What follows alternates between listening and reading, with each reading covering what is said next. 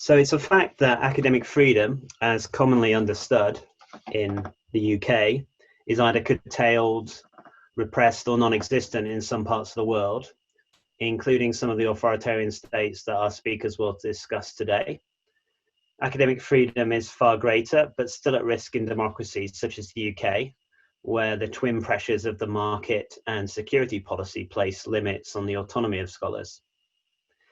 The phenomenon of internationalisation is the increase in international partnerships for teaching and research, including foreign campuses, overseas students, increased understate scholarship programs, foreign funding, and joint programs. And some aspects of this are very positive. However, it brings together these several risks to academic freedom. And we know in those risks, there is differentiation depending on one's identity, status, location, citizenship, sexuality, race, perhaps, and gender, among other factors.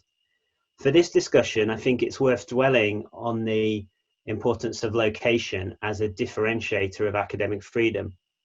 Some of our speakers will give first-hand accounts of the repression of their own national scholars and visiting field workers in certain authoritarian states. They may also give examples of how campuses in some overseas places avoid political subjects in study and research. But we need to talk about the UK too, not just about what it can do to help, but how it also in some ways makes some of these aspects worse. Yes, universities can and do provide fellowships to at-risk academics, and there are opportunities like the one we have now to openly discuss these challenges. However, in the UK, there is surveillance within student populations, heavy reliance in some parts of the academy on foreign funding, which may come with strings attached, and evidence of self-censorship by academics in the face of the likely loss of funding if they speak out.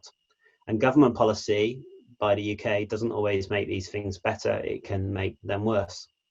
So this is a complex topic with lots to discuss with our 6 excellent speakers. We also, I see, have some very knowledgeable audience members, so I want to make sure there's plenty of time for discussion by limiting each speaker to 7 minutes for their opening talks. We've agreed with BISA that the talks will be recorded and placed on YouTube, but the question and answer session will not, thereby allowing more open discussion of questions of risks by the audience members and the speakers.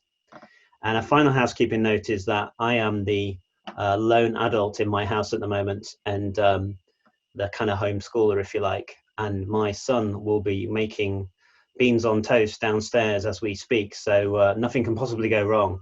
But if it does, I will dash away, and Catherine Owen has kindly agreed to take over the chairing responsibilities.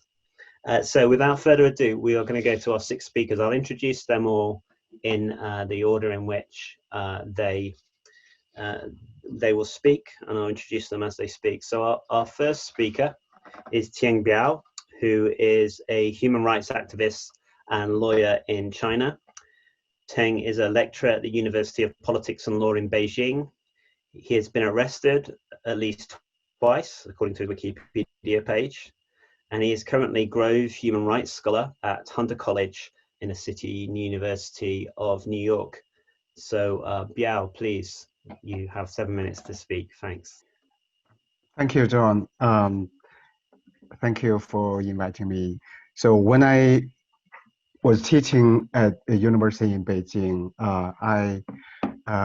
because of my academic work and my human rights activities, I was banned from teaching, and I was kidnapped and disappeared and physically tortured. And eventually I was fired by the university. And many other Chinese scholars were also fired or put into prison. Like a Uyghur scholar, Ilham Tohti, was charged with separatism and got life imprisonment.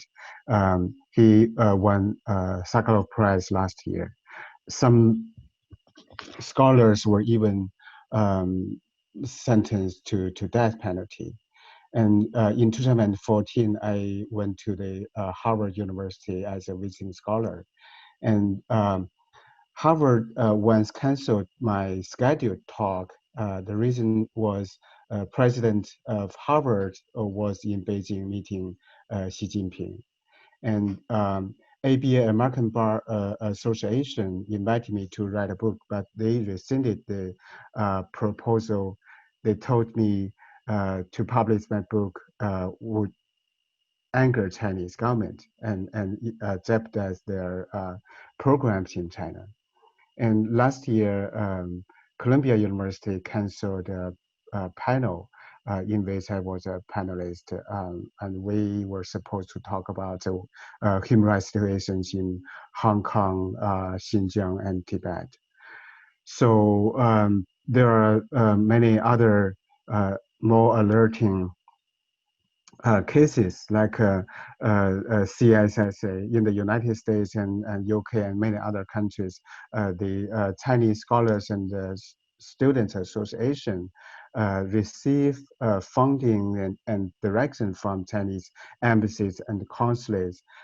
They actually monitor Chinese scholars and students on campuses. And Confucius Institute, there have been many reports about the how Confucius Institutes endanger academic freedom through selecting teachers and textbooks, through blocking sensitive topics and speakers, and also monitoring Chinese scholars and students. And a professor in New Zealand and Brady. So because of her academic work on Chinese influence, her home and office were breaking into, and her laptop was stolen and cartels sabotaged. And Gui Minhai, who is a publisher with Swedish passport, and Li Po, who is a bookseller, a Hong Kong resident with UK passport, were kidnapped by Chinese secret police, respectively in Thailand and Hong Kong, because they published some books on Xi Jinping and other Chinese top leaders, their sex scandal or something. So most people have expected the market economy, the entry to World Trade Organization and globalization and international engagement will lead China to a liberal democracy, but that didn't happen. China has become the second largest economy and has become the biggest threat to global freedom and democracy. So China's threat to academic freedom globally is very serious. Censorship and self-censorship are pervasive in many countries. So I think academic freedom should be an important principle of any university and should not be sacrificed for money. What should we do? First, do not self-censor. It's not easy. You know, the CUP, Cambridge University Press, once removed 300 articles from its Chinese website. These articles are related to Tibet, Tiananmen, and Taiwan. That the TTT and like Falun Gong and Cultural Revolution, many scholars practice self-censorship because if they anger Chinese government, if they criticize Chinese Communist Party, then their visa would be denied. But we should try our best not to censor ourselves as a scholar.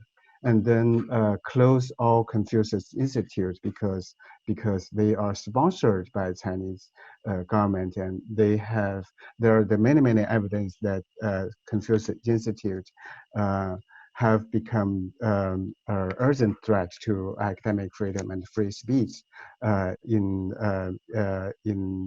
Western countries.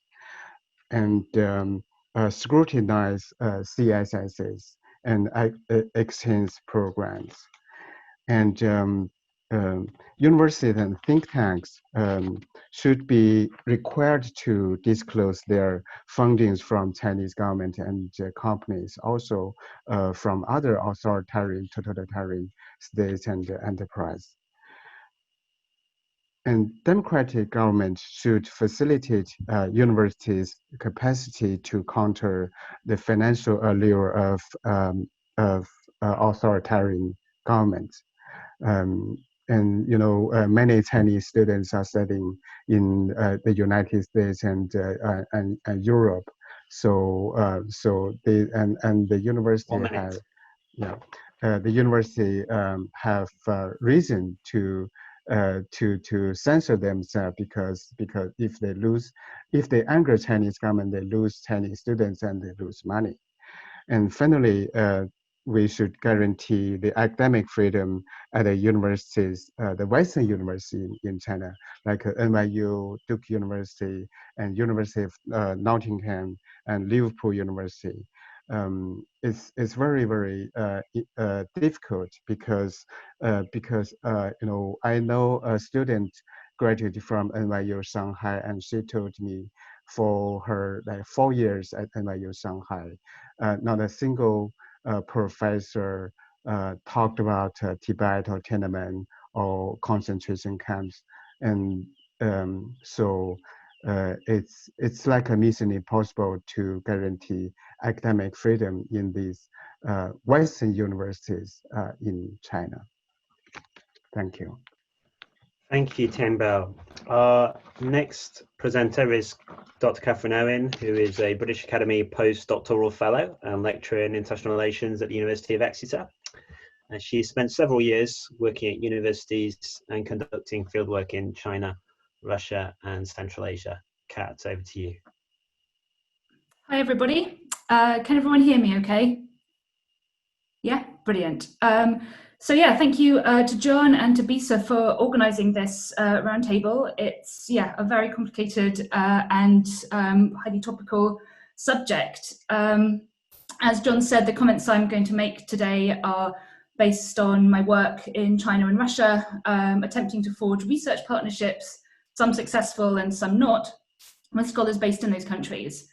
In contrast to some of the other speakers, I think my comments are going to be primarily theoretical.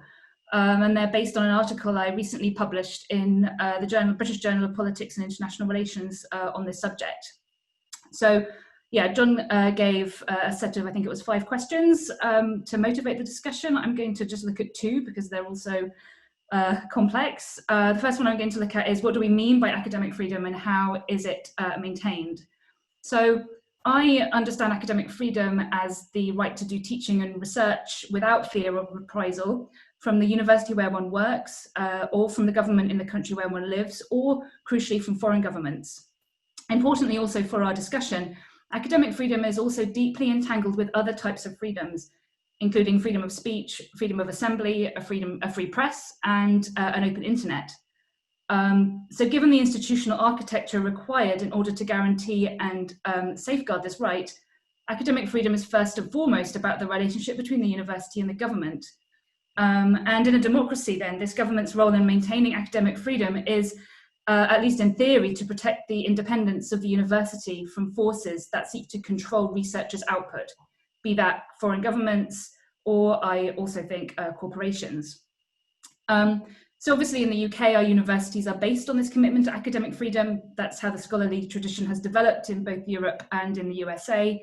A central question, of course, then is whether academic freedom is a universal value. Anyone who has worked in academia in non-democracies will tell you this is not currently the case. But given the globalization of university activities, the question then becomes whether it ought to be, which is of course a highly subjective and normative debate. But as decolonial scholars have pointed out, one of the ways in which Western global hegemony is sustained is by painting our particularistic experiences as universal. And the problem that we are faced with then regarding academic freedom is that academia has become a global enterprise, thanks to the accelerating processes of internationalization that appear to be universalizing the Western university system through a series of Western-centric ranking systems and other quantitative metrics. But the threat to academic freedom in the UK is real, and one that I have personally confronted several times during my collaborations with scholars in Russia and in China, mostly, but not always, in the form of self-censorship. So what is to be done about this? So I believe there's a discussion going on about a sector-wide code of conduct, such as that proposed by Human Rights Watch in 2019. So I just wanted to discuss this idea of a sector-wide code of conduct. I think perhaps my position may be slightly controversial here, but I believe that we should take primarily a contextual bottom-up approach to the question of ensuring academic freedom in the UK, while maintaining open to collaborations with scholars based in countries with different value systems to our own. So we have to recognise that much international cooperation between scholars based in types of regimes have happened successfully, and reams of excellent research is being co-produced. These partnerships shouldn't be jeopardised or delegitimized or undermined by heavy-handed or broad brush approaches to manage scholarly interactions across borders. This is, of course, not to say that we should not do everything in our power to safeguard those researchers who may be at risk from persecution from their governments as a result of our joint work. The approach that I would favour would be organised by academics themselves who are working with scholars in authoritarian countries. It would be organised within their specific field or discipline, as the nature to the threat to academic freedom is not the same across the board, neither across different states, nor across different research fields. So just to give you some examples of these differences, I was thinking about the case of China, where I've worked, and for example, the somewhat perhaps technocratic field of public policy and administration has far fewer red lines and many more successful international collaborations than, say, comparative politics, with its focus on regime type, a subject that tends to be problematic for Chinese researchers for obvious reasons. If you just flick through the leading public policy journals, for example, Governance or Regulation and Governance, there are many examples of first-rate articles produced through successful international partnerships between scholars based in China and those based in Europe. But if you look at, say, the top comparative politics journals, such as Democratization or Comparative Political Studies, there are fewer, and many Chinese authors tend to be based already in the West. And so just to highlight some of the differences in the type of research that can be produced in different subfields in collaboration with scholars from authoritarian countries. And then there are also marked differences, and I'm sure this will come out in the discussions by other participants, in the approaches to academic freedom across authoritarian states. So in the two countries I know best, Russia and China, the former tend to take a more ad hoc approach to controlling academic freedom, while the latter, China, is far more systematic. 1 minute, Kat. Okay. So we can obviously discuss those differences in the Q&A. So I think subject-specific and country-specific groups are needed, which could then feed into a wider policy-oriented project. This would clearly be far more work than a generalized code of conduct, but such groupings would be able to map the architecture of the threats to academic freedom and identify areas where fruitful collaboration is possible. This project could take the form of an inductively oriented research project that would map the limits to international cooperation in politics and international relations. I think that such a project would not only be fascinating, but would also be very useful. Thank you. Great, thank you very much. Our next speaker is Kaczmarska, who is a lecturer in politics and international relations, and her interests centre on the knowledge construction among scholars and practitioners of international politics in Russia and Central Asia. She also co-convenes the BISA interpretivism in IR working group. Kasia, over to you. Thank you so much, John. Hello, everyone. I believe there is a PowerPoint slide that goes together with my presentation. If I could ask BISA to show it on the screen. Sorry, Kasia, I thought you were going to show it, but yes, I can. Thank you. Just 1 second.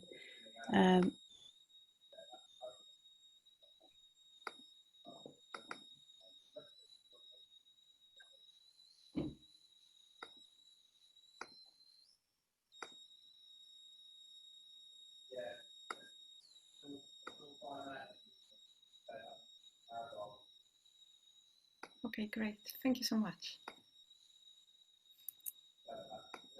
In my short presentation, I will focus on challenges to internationalization as I have experienced them when undertaking long-term research in Russia.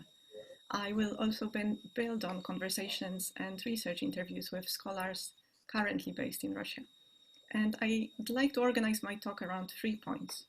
First, the paradox of government-sponsored internationalization of Russian academia that is coupled with government-sponsored introvert anti-Westernism.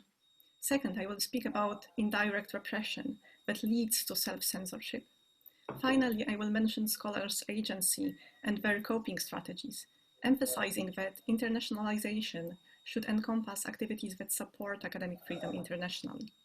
And let me start with the paradox.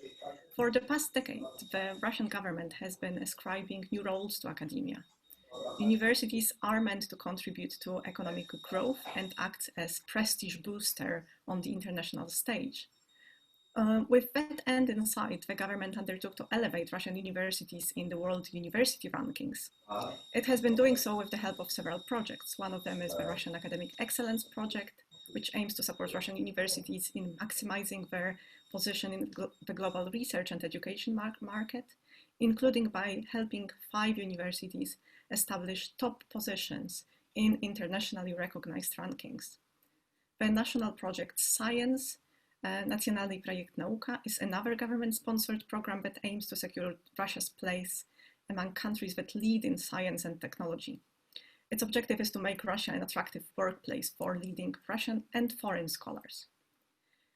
Data on international collaboration, however, shows that cross-border authorship involving Russian scholars has been falling.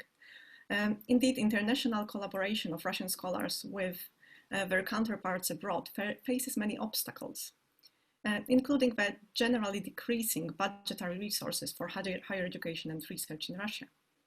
Internationalization is also hindered by contradictory policies.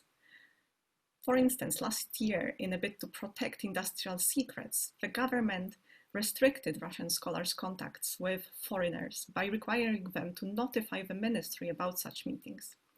This restriction has since been lifted, but other obstacles remain. The top-down internationalization of Russian universities is coupled with the government-promoted anti-Westernism, restrictions on foreign funding, and multiple constraints to public debate. And while the narrowing contours of the public debate are seemingly unrelated to the world of universities, they have impacted academic freedom, leading, among other things, to self-censorship. And this brings me to my second point, that of soft repression and self-censorship. Despite the clearly defined principle of academic freedom encapsulated in the Russian constitution, specific laws indirectly undermine academic freedom. The so-called foreign agent law is a legal provision in Russia that requires non-profit organizations that receive foreign donations and engage in vaguely defined political activity to register and declare themselves as foreign agents. Recent amendments to existing laws broadened this infamous foreign agent category. As a result, it can now be extended to individuals. Any Russian citizen can be recognized as a foreign agent if they have a foreign source of income and cooperate with foreign agent media, including social media platforms. Now, on the surface, this legislative move does not infringe on academic freedom. In practice, however, it can be harmful. The vagueness of legal formulations makes this and other laws open to multiple interpretations. They can easily become a tool in the hands of bureaucrats or security services. Moreover, while these laws do not refer to academia directly, they determine the scope of public debate and implicitly draw red lines. That is, delineate topics and issues that should not be discussed or challenged publicly. The result is a vague and changing list of undesirable research topics. Rather than compiled directly by the authorities, this list continues to be co-constructed by the state, university management, and researchers themselves, who attempt to read top-down signals and track the blurred red lines. Self-censorship is mostly topic-driven. Scholars may self-censor with regard to themes they identify as politically sensitive or those that challenge the narratives or interpretations propagated by the government. Importantly, it is not easily reflected in academic freedom reports.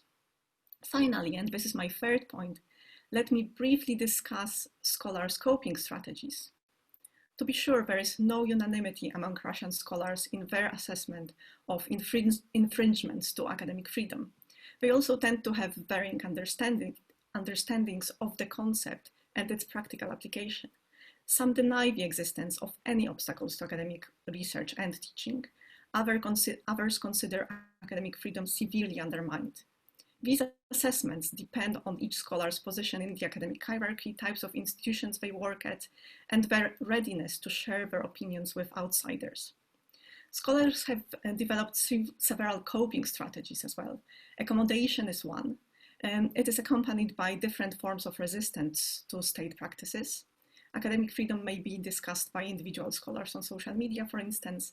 There are also several bottom-up initiatives. Organizations such as University Solidarity Trade Union, the Society of Scientific Workers, and the Free Historical Society devote some of their activities to academic freedom. I propose that we should approach internationalization in a broader sense than just academic exchanges and doing research abroad. To my mind, it should encompass a wider discussion between bottom-up initiatives, including trade unions, about the best ways to support academic freedom internationally. Thank you so much for your attention. That's great, thank you, Kasia. So our next speaker is Bahar Öztürk, who is Associate Professor at the Centre for Trust, Peace and Social Relations at Coventry University. She works on diaspora interventions in peace processes, transnational justice mechanisms and transnational repression, with a particular focus on the Turkish-Kurdish conflict. Bahar, over to you. Thank you so much. Thank you so much for inviting me to this panel. I've already learned so much from other panelists. So my contribution will be on the Turkish case. In the recent years, I've been invited to a lot of panels to talk about what happened in Turkey with regards to the Academics for Peace petition and the state of academic freedom in Turkey in general. My impression was that many people talked about this topic as if lack of academic freedom in Turkey happened after the AKP came to power, and I cannot stress this enough that this is not the case. Turkey has never been a fully fledged democratic country, so we never had academic freedom anyways. And especially after the 1980 coup d'etat, with the establishment of the Council of Higher Education, our activities were constantly monitored. So basically this institution monitored universities and ensured institutional state control over universities. And academic progression and publications, everything was monitored. And there were some sensitive topics which are still valid today. And these can be, for example, the issue surrounding the Armenian genocide or the Cyprus issue at that time, and also the Kurdish question. And the recent report by Elçin Aktopraq as part of a large project also showed that even issues such as sexual identities now pose a threat to the government, it seems. So they also try to suppress this kind of research activities as well. So I would say that the average Turkish academic has mastered the skill of self-censorship for a long time. So as I said, there were these topics, you know, you would be told by your senior academics or professors, oh, don't touch this issue or you will burn kind of situation. But what is unique in terms of the Turkish case is that it's not a full authoritarian state. We can call this a hybrid regime or semi-authoritarian, whatever you want to call it. I'm stressing this because at least in authoritarian regimes, you know what you can say and what you cannot. But in the Turkish case, you can say something today and it might be criminalized tomorrow. And in 2 years, you may say that again, because it's all about the changing political power and the alliances that they make at the top of the leadership. So, for example, if I need to give an example, talking about the peace process between Turks and Kurds was a very popular topic when I was doing my PhD. So everybody was writing about the peace process, and supporting negotiations with the PKK at that time was actually, encouraged. And suddenly it was criminalized after the coup attempt. So you never know. So, for example, referring to the Kurdish majority areas as Kurdistan was okay. Even the MPs were referring to the region that way, and now it's a crime again, which might put you in danger, and you might even be accused of being a terrorist just because you refer to that region with that name. So it's volatile, and it's never safe for academics. If you think you're safe today, you might not be safe tomorrow. So even before the case of Academics for Peace, there have been civil society initiatives like the GIT initiative, which recorded academic freedom violations in Turkey. But what happened after the beginning of 2016 was actually a purge. So it was suppression of academic freedom on an unprecedented scale, and basically with the release of the petition in January 2016, and then the coup attempt, it just brought a massive scale crackdown on academic freedom and academics.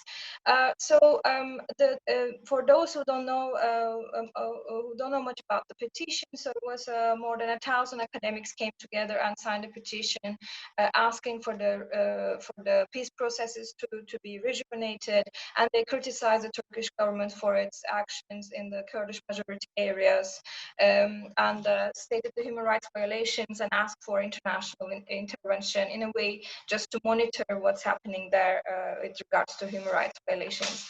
So the petition created an uproar, and then there had been trials against academics. They were accused of supporting a terrorist organization. If I need to give more details, I would say that neither the claims about the Turkish state's conduct nor the demands for restitution laid out in the petition were particularly novel, but the petition came at a specific time where the government needed some kind of an excuse to get rid of the academics who were critical about the regime, and it just gave them a perfect excuse. So thousands of academics were dismissed, especially under the state of emergency rules after the coup attempt, with mostly poorly drafted justifications, bogus claims, etc. What was really interesting in this case was that the counterterrorism discourse was used as a weapon against dissent, and the counterterrorism laws were the token excuse to limit freedoms. And suddenly, everybody who criticized government actions were considered as terrorists. So this did not stop people from resisting, especially the people who signed the petition. But I would say it created a different momentum for others who don't speak up. So if the petition, for example, criminalized 1,000, it silenced maybe millions, because people saw what will happen if they criticize the government's actions, and the new reality. Oh, okay. So the new reality created a lot of self-censorship, and it's now at its peak, especially if you look at the recent reports. So my colleague Yaprak will talk about what happened afterwards, but I just want to say a few words about the international community support in my 30 seconds. There have been a lot of global support for the petitioners, but I would say sometimes these 1 or 2 year scholarships actually are not enough, and they are taken by the privileged academics among the petitioners, and the less privileged are still vulnerable back in the country. And sometimes the international community's help looks like charity, and sometimes we can even call it Orientalist pity. And many petitioners are worried about that. They criticize this behavior. So when we come up with solutions, we also need to think about these academics not as victims, but as colleagues. And all the solidarity actions should be tailored around this idea. And I'm happy to unpack this at the Q&A session. Thank you. That's excellent, Bahar. Thank you. Okay, our penultimate speaker is Yeşim, Yaprak Yıldız, who is lecturer in sociology at Goldsmiths, University of London. Her research focuses on confessional and testimonial forms of truth-telling on past atrocities. She has worked on human rights violations in Turkey for many years, including on torture and ill treatment, freedom of expression, women's rights, and refugee rights. Yeşim, over to you, please. Thanks very much, John. Can you hear me? Okay. Cool. Okay. So yeah, thank you, John and BISA, for bringing us together, and also to all of you for joining the discussion with us. I will talk about the challenges faced by the scholars at risk from Turkey who sought refuge in the UK, and also those who were already based in the UK. Well, this is after the most recent purge that Bahar talked about. Before that, I just would like to make some brief remarks on the necessity of defining academic freedom broadly. As the title of the seminar suggests, and as my colleagues addressed, the challenges to academic freedom does not solely arise from rising authoritarianism, but also from the marketization of higher education. Academic freedom is not only about the right to pursue research and disseminate it without interference from the government or other external authorities, but it's also about securing the existence and autonomy of platforms that produce and support critical knowledge production, including the university. This means that any attempt that targets the very existence and autonomy of the universities pose challenges to academic freedom. I mean, these include, for example, casualization of academic labor and funding structures that render the universities dependent on foreign funding and also student fees. Emphasizing this link is crucial for our discussion, I think, at least for my part, I mean, for two main reasons. First, international partnerships between higher education institutions often prioritize their commercial interests and ignore academic freedom concerns. And second, this kind of market logic limits financial and other forms of support available to scholars at risk, scholars facing persecution by authoritarian governments. And this is what we experience in the case of Turkey. So I've been working on academic freedom mainly with a focus on Turkey, and most recently through the initiative called Academics for Peace, the UK branch, we can call it. The initiative has been active since 2012, but the UK Solidarity Group was formed following the prosecutions and dismissal of hundreds of academics after the peace petition, which Bahar talked about. And the aim of the Solidarity Group was to find ways to support our colleagues who have been dismissed from their jobs in Turkey and those who sought refuge in the UK. We also established a charity called Center for Democracy and Peace Research. Just to briefly tell you about what we do in that charity, CDPR's aims can be summarized as supporting critical knowledge production, supporting initiatives formed by dismissed academics, supporting academics facing rights violations, monitoring academic freedom, and also promoting higher standards for academic freedom. And our initial project, which was developed in a collective spirit, was running an emergency fund project for academics who were dismissed in Turkey and whose passports were also cancelled. So we carried out the project in partnership with Frontline Defenders, a human rights NGO based in Ireland, and now we continue working with mainly with Solidarity Academies established in different parts of Turkey mainly by the academics who were dismissed from their jobs. Going back to the challenges faced by the Turkish and Kurdish scholars at risk in the UK, I'd like to mention three main challenges. There are more, but briefly, one of the issues that affected a number of scholars was related to getting residence permits in the UK. So following the prosecution of the signatories of the petition, many were dismissed by executive decrees during the state of emergency, and their passports were cancelled. And those who managed to leave the country before that faced enormous difficulties in getting and renewing their residence permits in the countries where they moved to. That's because they didn't have a valid Turkish passport. And in the UK, it required lobbying, like serious lobbying efforts, to make the Home Office recognize the problem. And the second issue was the lack of funding for scholars at risk, or insufficient funding. Unlike Germany or France, where there are funding schemes for specifically for scholars at risk, funded by the government, the initiatives in the UK are piecemeal and quite fragmented. And some universities have dedicated funds for scholars at risk, but many don't. And it was mostly through organizations such as CARA and Scholars at Risk, and also through the efforts of individual scholars, our individual colleagues, who managed to fund the stay of scholars at risk in the UK. And the other issue that we encountered was the pressure on the postgraduate and research students in the UK that receive state funding, especially.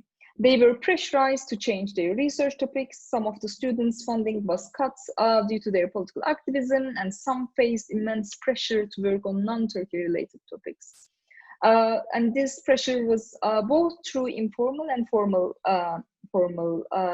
ways. And what we have seen in that period was that some UK universities chose to maintain their business ties with Turkey instead of securing academic freedom of their students. Our solidarity initiatives and experiences to support colleagues in that situation taught us the importance of international and local solidarity networks, not only through the NGOs working on these issues, but also through initiatives led by academics. Many of the signatories of the peace petition didn't have activist backgrounds, and it was their persecution that turned many of them into activists, I think. And in that sense, it was a learning process from the beginning to engage in right advocacy and struggle. The existence of solidarity networks is thus crucial as platforms to share experiences across borders, and they also offer a lifeline for scholars in exile. University and College Union has been very supportive and vocal in raising the issue in the UK. But despite their calls and also the calls by individual colleagues in universities across the UK, there have been very few opportunities for scholars at risk compared to other European countries. And the UK government has failed to take a critical stance on the repression of academic freedom in Turkey, mainly owing to its close economic ties with Turkey. And there are reciprocal schemes, for example, between British and Turkish funding agencies. And basically, they practically ignored the situation in Turkey, the most recent situation in Turkey, and also increased censorship for those who could stay in their posts. And increasing attacks on academic freedom in Turkey and elsewhere in recent years also, I think, showed the need for increased funding. And this is partly due to the lack of, government funds to support such schemes, but it also has to do with the market logic that I mentioned in the beginning, which is dominating the UK universities. I think a radical restructuring of the funding structures to secure the autonomy of the universities would enable them to prioritize academic freedom and support scholars at risk, but it would also enable them, prevent them engaging in partnerships with institutions or countries that violate academic freedom. The last point I would like to make is the need for the universities to adopt standards on academic freedom, which they could use as criteria in their international partnerships, and which could also guide their initiatives. I agree with Kat that it should be bottom up, and I would really like to hear what the others think about such common principles that the universities can work on, how they could be generated and how they could function and what they could include. Thank you very much, John. Thank you, Yeşim.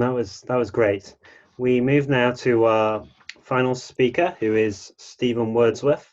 He is Executive Director of the Council for At-Risk Academics, also a former British diplomat who served extensively in Russia and Central and Eastern Europe, and he currently serves as deputy chair of the New York-based Global Coalition to Protect Education from Attack. Stephen, over to you. Well, John, thank you very much. Catherine began by saying she was going to sort of approach the subject from a theoretical angle. I guess Cara approaches it much more from the practical end of the scale. Nonetheless, academic freedom has always been central to Cara's mission. We were founded originally in 1933 by William Beveridge, who was later of the Beveridge Report, who was then the director of the London School of Economics. And he was traveling in Austria in that year, soon after the Nazis came to power in Germany, and heard there about one of the first edicts put out by the Nazi authorities, which was to expel Jews from the public service in Germany, which in the German system also meant from universities and schools. He came back to the UK, got together with about 40 of his colleagues, and within a month had set up what has now become CARA.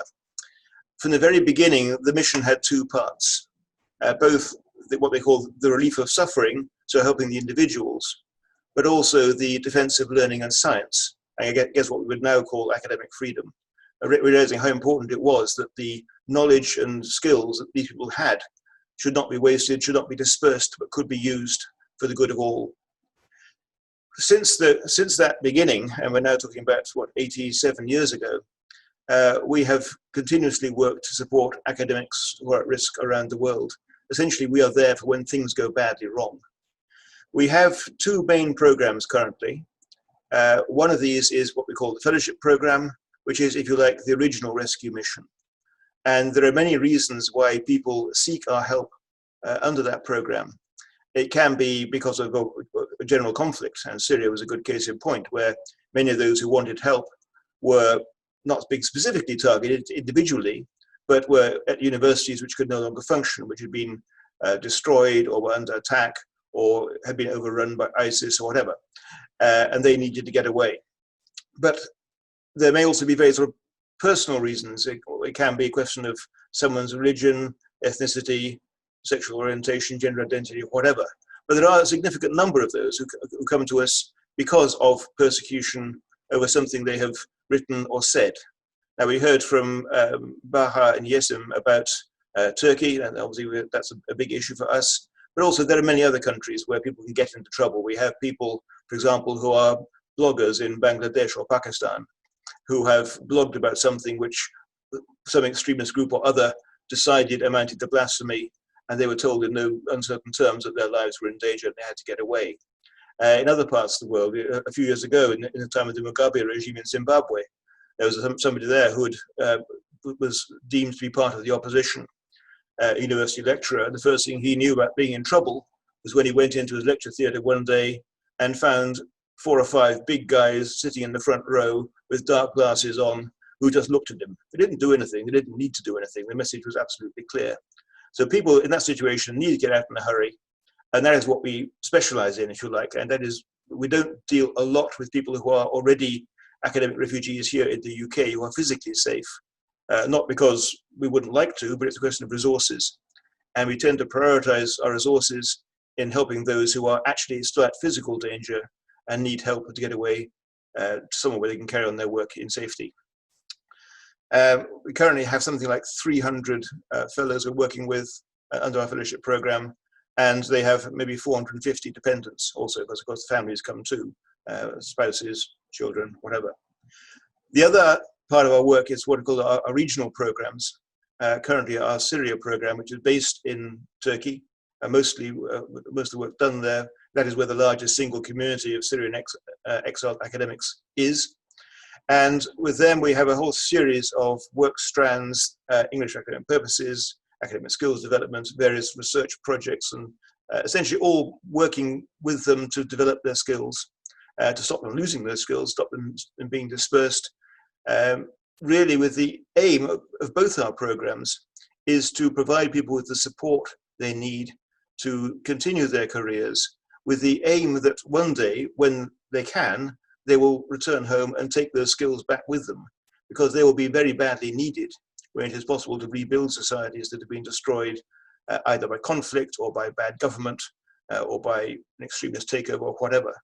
Of course, if return isn't possible, then our aim is to help those people to rebuild their skills here, rebuild their careers here, understanding from our side very much the importance of the skills, experience, and perspectives that they bring with them, which are often quite different from those people here and can enrich our academic community here.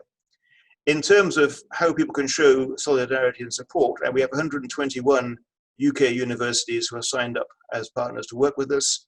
At any given time, 80 to 90 of those are actively hosting a CARA fellow. So if you want to help, then on our website, there's a list of who is the contact point at each university for us.